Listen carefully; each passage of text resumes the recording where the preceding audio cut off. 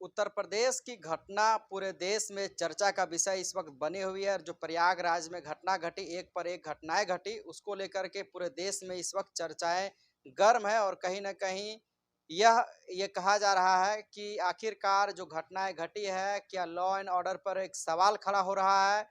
जिस तरह से बाइक पलट दी गई, जो एनकाउंटर हुआ, उस पर भी कई तरह-तरह की सवालें खड़ी हुई और उसके साथ कल जब रात को अतीक अहमद और उसके भाई कि अपराधियों के द्वारा गोली मारकर हत्या कर दी गई, उस पर एक सबसे बड़ा सवाल ये खड़ा हो रहा है कि आखिरकार पुलिस कस्टडी में इस प्रकार की घटनाएँ घट जा रही है, तो आखिरकार विपक्ष भी कह रही है कि आम लोग अब कैसे सुरक्षित रहेंगे, जब माफिया को कस्टडी में भी ये नहीं दिया जा रहा है। दूसरी ओर जश्न मनाया जा रहा है और ये कहा जा रहा है कि योगी राज में माफियाओं को मिट्टी में मिला दिया जाएगा। इन तमाम चीज़ों पर बातचीत करने के लिए हमारे साथ इस वक्त क्रिमिनल लॉयर सुप्रीम कोर्ट के सीनियर एडवोकेट एपी सिंह है। इनसे तमाम चीज़ों पर हम बातचीत करेंगे। सबसे पहले तो जो तमाम चीज़ें चल रही है देश में, आप भी देख रहे होंगे, सुप्रीम कोर्ट के सीनियर एडवोकेट है, काफ़ी लंबा अनुभव रहा है आपको तमाम चीज़ों पर। क्या चल रहा है ये आपके अनुसार देश में इस वक़्त?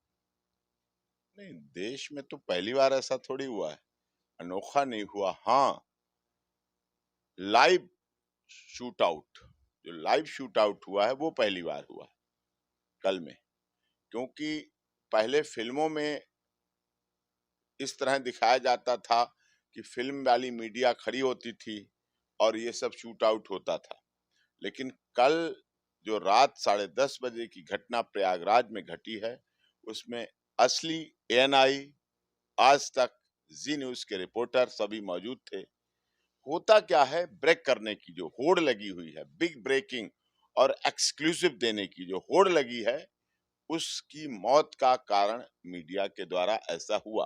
वो उनकी तरफ देखने लगा, उनकी तरफ लालायित हो गया, उनकी तरफ इच्छुक हो गया, उनकी तरफ आकर्षण उसका हो गया। अतीक अहमद और उसके भाई का, दोनों की हथकड़ी पड़ी हुई थी और वो उधर एंट्री कर गए। जब आप पुलिस कस्टडी में हैं, हाई रिस्क सिक्योरिटी में हैं, आपको डर है, आपको भय है, तो आपको उधर जाना ही नहीं चाहिए। वो कौन से सोर्सेस थे जिनकी खबर से मीडिया वहां पहुंची अस्पताल में? Hospital is not a place of press conference. वहां प्रेस कॉन्फ्रेंस की तो जगह नहीं है। वो कोई तो सोर्सेस थे जिनकी वजह से वहां पहुंच गए और उसके साथ साथ वहां पहुंच गए आप दूर से विजुअल ले लेते।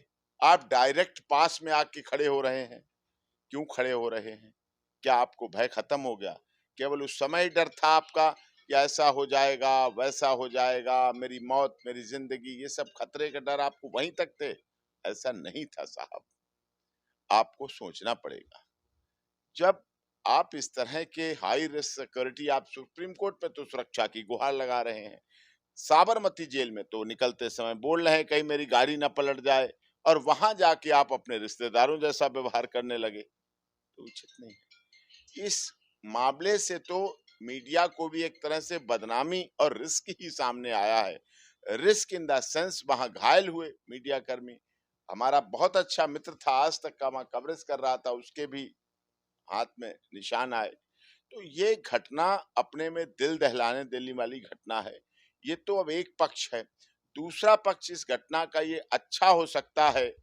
मर्डर तो कभी अच्छा नहीं होता किसी का, चाहे अपराधी हो, चाहे इनोसेंट हो, चाहे हार्डकोर क्रिमिनल हो, कोई हो, इनकाउंटर हो। लेकिन दूसरा पहलू ये ठीक है, कानूनी रूप से अगर हम चर्चा करें उस पर, तो ये ठीक है कि अटैकर जितने थे, तीनों अटैकर थे, मौके से अरेस्ट हो गए। तीनों अटैकर गिरफ्तार हो गए, उनकी गिरफ्तारी हो गई, ये काम ठीक हुआ। तीनों अटैकर के वेपन ऑफ ऑफेंस बरामद हो गए। जो रिवॉल्वर थे, बहुत अच्छे रिवॉल्वर थे, 8-9 लाख रुपए के पर पीस के हिसाब से था, और इतने महंगे रिवॉल्वर थे, बाहर के थे, इंपोर्टेड थे, वो बरामद हो गए। आईडी बरामद हो गई, कैमरा बरामद हो गया। वो जागरूक, वाइब्रेंट, निडर, निष्पक्ष, निर्भीक पत्रकार, आई विटनेस हैं, जिनके कैमरे विभिन्न एंगल से उस पूरे शूट आउट की पहले से ही कवरेज कर रहे थे। लाइव शूट आउट कवर किया, बात तक का किया, कैसे सरेंडर हुआ, कैसे पकड़ा गया। पहले पुलिस सीसीटीवी फुटेज से काम चलाती थी, लेकिन अब परिस्थितियां बदल गई हैं। अब वो लाइव तस्वीर लाइव सबको मिल रहा है और सब देख रहे हैं, सब समझ रहे हैं। सब बड़े नेता हैं, वकील हैं, हमारे भाई हैं, धर्म की राजनीति करते हैं, धर्म के बड़े भारी ज्ञाता हैं, धर्म पे बड़े परिपक्व ज्ञान वाले हैं, राजनीतिक दल के अध्यक्ष हैं, मुखिया हैं, देश की सबसे बड़ी पंचायत में माननीय सदस्य हैं, उनके एक भाई हैं। मैं उन्हें बहुत प्यार करता हूँ, ओवैसी साहब को, भाई को नहीं, ओवैसी साहब को बहुत सम्मान देता हूँ, दिल से सम्मान देता हूँ। लेकिन उनके भाई हैं एक, उन्होंने कहा था आप देश से 10 मिनट के लिए पुलिस हटा दीजिए। इधर देखिए, 10 मिनट के लिए पुलिस हटा दीजिए, फिर हम बता देंगे क्या होता है। वो क्या था? वो क्या था? वो कोर्ट पर भरोसा था, वो पुलिस पर भरोसा था, वो देश पर भरोसा था, वो देश के संविधान पर भरोसा था। वो किस पर भरोसा था जो 10 मिनट के लिए पुलिस हटा दीजिए? लॉ एंड ऑर्डर अपने हाथ में लेना चाहते थे। वो कौन से धर्म की बात थी, कौन से हिंदुस्तान की बात थी, कौन से डॉक्टर भीमराव अंबेडकर के बाबा साहब के संविधान की बात थी? योगी जी कह रहे हैं माफिया को मिट्टी में मिला देंगे और कहीं न कहीं ये बात अब सच दिख रही है। लगातार ताबड़तोड़ जो कार्रवाई है उससे यूपी ये सरकार कहलवाया में किसने? योगी जी से किसने कहलवाया? थोड़ा पीछे जाइए।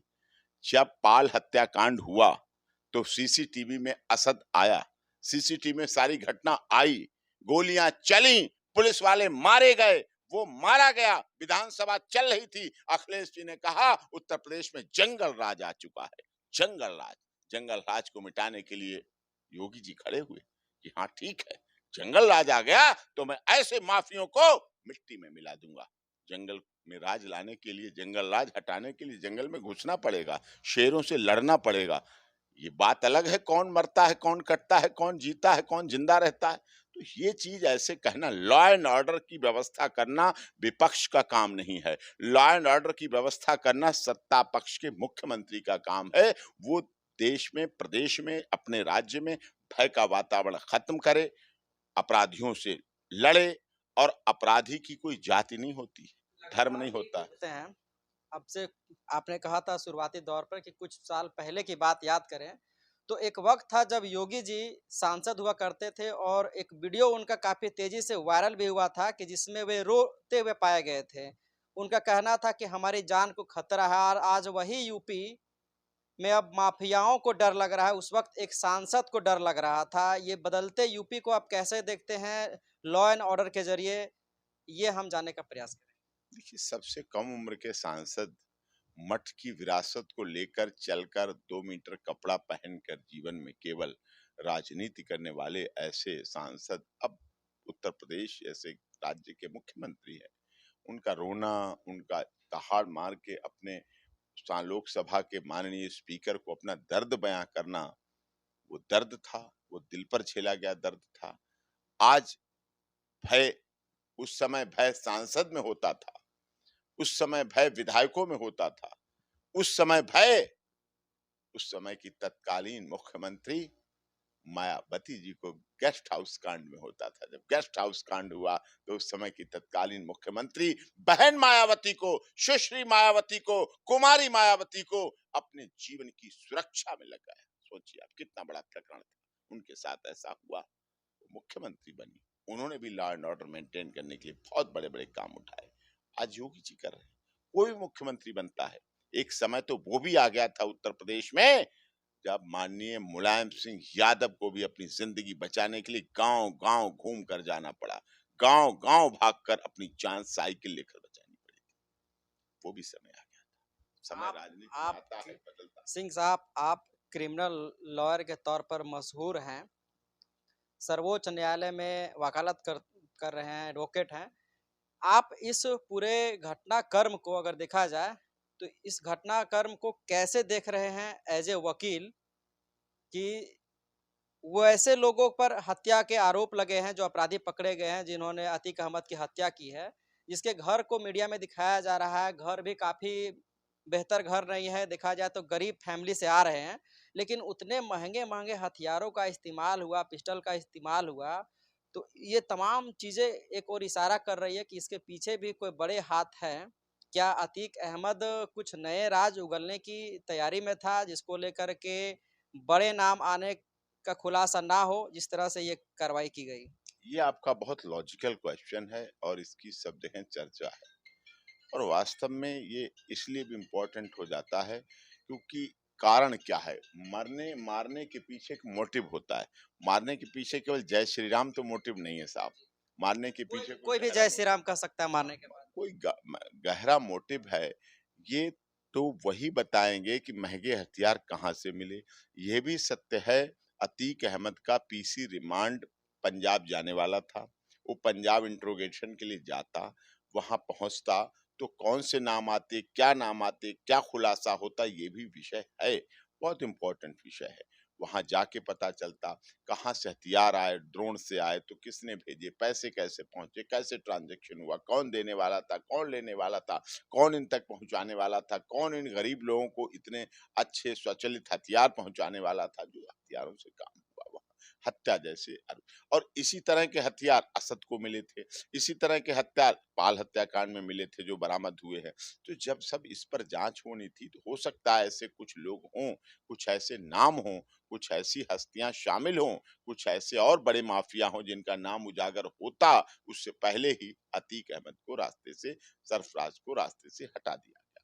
वो माननीय सदस्य थे लोकसभा के, कभी रहे।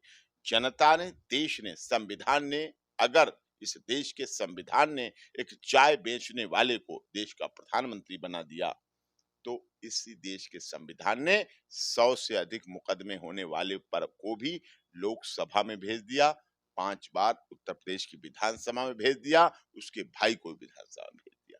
ये था, लेकिन कौन किसका उपयोग कर पाता है, कौन उस जनमत का प्रयोग कर पाया, कौन उस लोकतंत्र की धारा का प्रयोग कर पाया, अतीक अहमद तो नहीं कर पाया। उसने मुख्य धारा में जुड़ने का काम नहीं किया, वो भय मिटाने में लगे। हो सकता है अखिलेश जी भी चाहते हों कि इतने बड़े बड़े काम योगी जी ही कर रहे हैं इसलिए उनके जिम्मे में डाल दिए हों, क्योंकि मिलते तो सब लोग आपस में हैं, सब लोग आपस में बात करते हैं। योगी जी भी जाते हैं, मुलायम सिंह जी यादव को पद्मश्री दिलाया, और जाते हैं, मिलते हैं, उनके बीमारी में, स्वास्थ्य हालचाल, पारिवारिक कार्यक्रमों में जाते हैं। नहीं है, अखिलेश यादव ने दिल्ली उत्तर प्रदेश की विधानसभा में बड़े जोरदार शब्दों में कहा था कि अपराधी बेखौफ हो गए हैं, सड़क पर मार रहे हैं, सीसीटीवी कैमरे में आ रहे हैं उनके मर्डर की, और पुलिस वाले मारे जा रहे हैं, ये सब मार, कहा था ना। कहा किस लिए था? कहा तो इसीलिए था मंत्री संज्ञान कि टाइट करें, योगी जी संज्ञान लें, योगी जी उस पर कार्रवाई करें, योगी जी उस पर एक्शन लें। योगी जी ने एक्शन लिया, योगी जी ने कार्रवाई की, योगी जी ने बात की उस पर, और कार्रवाई हुई। और इसी बात को मैं नहीं, अतीक अहमद भी कह रहा था कि मुख्यमंत्री ने योगी जी को भड़का दिया, योगी जी भड़क गए अब हमारे खिलाफ, भड़का दिए तो क्या पता। बयान है मिट्टी में माफियाओं को मिला दिया जाएगा, आगे भी मिट्टी ये में तो निरंतर सब मिलने हैं, मिट्टी में तो सबको मिलना है। इसको भी तोड़ कर देखा जा रहा है। तोड़ के देखते हो, देखते रहो, मिट्टी में तो सबको जाना है। जिसने जन्म लिया है उसकी मृत्यु होगी, मिट्टी में तो सब जाएंगे। जो जन्मा है वो मरना होगा उसका, इसमें कोई बड़ी बात नहीं। नाथ पर छींटे, उस समय किसी ने आंसू पोंछे थे जब वो सदन में रो रहे थे। राजू पाल के परिवार, पिखरू कांड में हुई पुलिस वालों की मौत के आंसू किसी ने पूछे थे? छींटे तब आएंगे जब आंसू पोंछ दिए जाएंगे, जब उनके आंसू पोंछ जाएंगे तब छींटों की बात। अगर देखा जाए तो आपके अनुसार से योगी आदित्यनाथ की सरकार जिस तरह से कार्रवाई कर रही है वो सही कर रही है। नहीं, मैं क्या उनकी पार्टी का मुखिया हूँ, मैं वेरीफाइड हूँ, मैं उत्तर प्रदेश का गवर्नर हूँ, देश का महामहिम राष्ट्रपति हूँ, मैं देश का प्रधानमंत्री हूँ, मैं तो नहीं हूँ। मैं, ये बात लोग कह रहे हैं, लोगों ने जश्न मनाया, ओवैसी जी ने विरोध किया, कुछ लोगों ने इस एनकाउंटर को, लाइव शूट आउट को धर्म के साथ जोड़ा, कोई धर्म से जोड़ता है, वहीं उसी धर्म के लोग कह रहे हैं कि नहीं ठीक हुआ, नहीं इन्होंने तो मुस्लिम समाज को भी नहीं छोड़ा। वो लोग कह रहे हैं, दोनों पक्ष हैं इस देश में। मैंने कितनी बड़ा आपको उदाहरण दिया कि महात्मा गांधी की मौत पर भी जश्न लोग मनाते हैं, इंदिरा गांधी, राजीव गांधी की हत्या पर भी जश्न मना लेते हैं लोग, उनकी मौत को भी सेलिब्रेट करते हैं। तो कुछ लोग दुनिया में ऐसे हैं, उनका डीएनए ऐसा है, वो जो किसी की मौत पर भी सेलिब्रेट कर लेते हैं, लेकिन वो देश हित में नहीं है, वो राष्ट्र हित में नहीं है, वो भारत माता के सपने